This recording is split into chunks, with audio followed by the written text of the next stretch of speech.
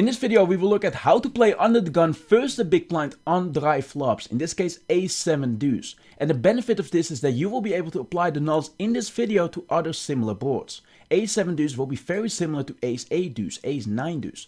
So we will be learning what frequencies to use, what sizing to use, and how to respond first the check raise. And we will be doing this for 20 big blinds, 50 big blinds and 100 big blinds, so you can see how the strategy changes. To start things off, we will look at a strategy for 20 big blinds. So to get started, we will use the flop quick select option. I'm gonna look into a single raise spot, under the gun versus a big blind call. And we're gonna select the board ace-7 deuce. Like I said, it's very similar for ace-8 deuce, ace-9 deuce, ace-7 3. So you will be able to apply this knowledge to all those boards. Same for king-7 deuce, it's also gonna be very similar. So we're gonna confirm this, and then the range converter is gonna give us the results. What we can see first of all is that the big blind range is very wide. He's defending 67% of hands, compared to 50 big blinds where it is 49% and 100 big blinds where it is only 30.9%. Reason being is that you need way less of a strong hand to go broke at 20 big blinds compared to 100 big blinds, allowing the big blind to play more hands profitably. What we can see is that the big blind doesn't want to do any donking on this flop at all. Reason being is the equity for the under the gun is much higher, 68.5% compared to 31.4% for the big blind. And also the equity realization is for the under the gun player who's playing in position is much higher, 117% compared to only 62% for the big blind. And we can also see this being represented here in the equity groups. As you can see, under the gun has way more top 25% of hands, way more 50 to 75% of hands. And the big blind has way more junk. So for this reason, the big blind wants to check here everything. And because the under the gun has such a big equity and equity realization advantage and thus has a higher EV, you can see that under the gun wants to c-bet here everything. GTO wants to do a lot of mixing and wants to go smaller with the weaker a6, with the sets where you block more of his calling range, and it wants to go bigger with the stronger a6 and the stronger backdoor draws. As you can imagine, it's really tough to nail these frequencies down in play, and because of this reason a lot of players opt to simplify the strategy, either going super small, betting one big blind, or betting really big. You could do this by, for example, always going small with your weaker a6, but also with your set so you can withstand a lot of pressure, and then always going big, for example, with your strong a6. This way you make it much easier for yourself as you just know what to do for each combo. When we go look at our strategy for 50 big blinds, we can see that the big blind range is tighter, and you can also see this being reflected in the equity and the equity realization. Equities run a little bit closer, 34% now compared to 65%, whereas at 20 big blinds it was 31% compared to 68%. And also the equity realization was for 20 big blinds, 62% versus 117%, and for 50 big blinds it is 71% compared to 115%. Because of this, under the gun still wants to bet this whole range, but it chooses more to bet the smaller sizing, but because this allows you to bet more because you risk less. Now let's have a look how this changes for the 100 big blind strategy. As we can see, the big blind range is once again much tighter than it was before. Equities 34% compared to 65% for under the gun.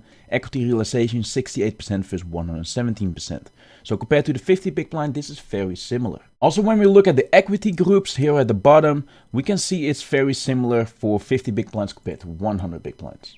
So now the question is, how does it change the strategy for under the gun once the big blind checks? As you can see, the strategy is actually very similar. Once again, we want to c-bet here very often, 94% of the time. And once again, it opts to use more of a smaller sizing, just as we did for the 50 big blinds. Once again, you can opt to simplify your strategy here. As you can see, it still wants to bet 6% of the time to a bigger sizing. You can also opt to not use a bigger sizing here at all and only use a smaller sizing and then choose to bet your whole range. You may ask yourself now, do I not want to bet bigger with my ace-king to build a pot? Well, if we choose to let under the gun bet here, we can see that the big blind actually wants to have a very aggressive check-raise strategy. Check raising here 11% of the time. In reality, this is probably not happening at all. And this means that you will be responsible to build the pot. So you could actually exploit here by betting bigger. You couldn't exploit by betting more because you are already betting your whole range. In case you're wondering how to respond versus check raise, we will be using the strategy react feature. So we're gonna go to under the gun and then we're gonna click on this strategy react feature. And what this will do, this will basically allow you to think one step ahead. It will show you what to do with each combination versus a certain action of your opponent. So let's say we want to simplify a strategy here and decide to bet a whole range 2.6 big blinds. We can now see what we want to do when the big blind check raises us to 8.4 big blinds. We can see with the aces we want to do a mix of calling and actually re-raising versus a raise. We can see what hands we are folding, but also here once again you can see that it wants to do a lot of mixing still. So you could, for example, opt here to say, I'm always going to fold my queen 9 here when I get a raise, my queen 9 suited, but I'm always going to continue with the queen 10 suited. So for 100 big blinds, we actually want to bet and raise versus check raise 5% of the time. We want to bet and call a raise 60% of the time, and we are bet folding 33% of the time. If you would compare that to 50 big blinds, you can also click here on the strategy react feature, 2.4 big blinds. You can see that at the stack depth, it actually wants to have for the big blind multiple sizings versus a bet. It sometimes wants to raise and sometimes actually wants to go all in. I think the most common action will be the non-all-in raise. So let's study this one. We can see if we compare it, we want to bet raise 10% of the time. For 100 big blinds, this was 5%. We want to, for 100 big blinds, bet call 61% of the time. For 50 big blinds, this is 50% of the time. And we want to bet fold 40% of the time compared to 34% of the time for 100 big blinds. Now, if you also want to look at our strategy for 20 big blinds, we can once again use the strategy react feature. Let's say we use the middling sizing here of 2.2 big blinds. So it's very similar to the 50 big blinds and 100 big blinds where we decided to bet 2.4 big blinds. We can see we're actually bet raising now versus check raise 40% of the time. We are bet calling 14% of the time, and we are bet folding 47% of the time. So what you can see is that once we get shorter, we actually want to raise way more versus check raise. At 20 big blinds, this is almost 40%. For 50 big blinds, this is 10%. For 100 big blinds, it's only 5%.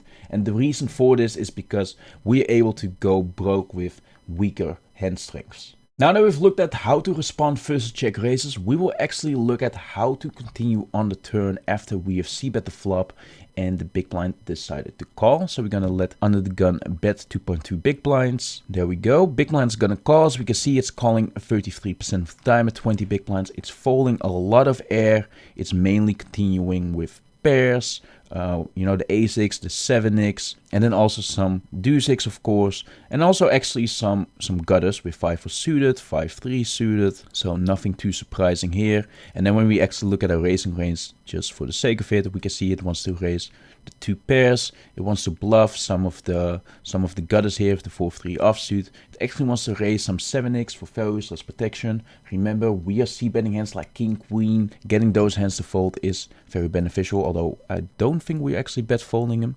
We can actually check that. So when we look at under the gun, strategy react, let's say we bet 2.2 big blinds. Are we raise folding king queen? We actually bet folding king queen very often. So that's why big blind wants to raise sometimes at 7x for protection. So the takeaways of this video are: under the gun has a huge range and EV advantage across all stack sizes, but especially shorter stack. Because of this, under the gun can c-bet at a very high frequency, and it mostly wants to use a smaller sizing across all boards. And versus a check raise, under the gun wants to re-raise all in or fold more at a shorter stack size, and it wants to call and fold less at a deeper stack size. If this video was valuable to you, make sure to like it and make sure to subscribe so you don't miss any of the other future videos. And in the next video, we will be looking at how we should continue on the turn. So I'm looking forward to see you there.